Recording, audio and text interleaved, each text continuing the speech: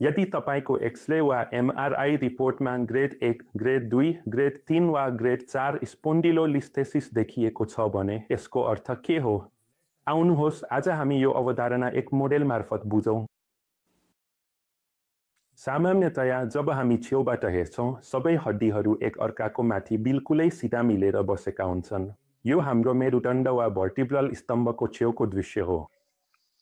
त्यसैले सामान्यतया यी हड्डीहरू बिल्कुलै मिलेर र स्थिर भएर बसेका हुन्छन्।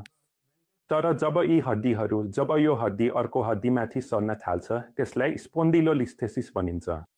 त्यसैले स्पोन्डिलोलिस्थेसिस भन्नाले एउटै हड्डी अर्को हड्डीको सन्दर्भमा अगाडि सर्ने प्रक्रिया हो। जब यो सर्ने प्रक्रिया भनेको 25 भन्दा कम छ भने, अर्थात् यदि यो हड्डी यसरी 25 सम्म मात्र सरेको छ भने त्यसलाई ग्रेड 1 स्पोन्डिलोलिस्थेसिस भनिन्छ। जब यो अझ बढी सर्छ र 25 देखि 50 को बीचमा पुग्छ, त्यसलाई ग्रेड 2 भनिन्छ। जब यो अझ बढी सर्छ र 50 देखि 75 को बीचमा पुग्छ भने ग्रेड 3 हुन्छ र 75 देखि 100 को बीचमा पुगेमा ग्रेड 4 स्पोन्डिलोलिस्थेसिस हुन्छ।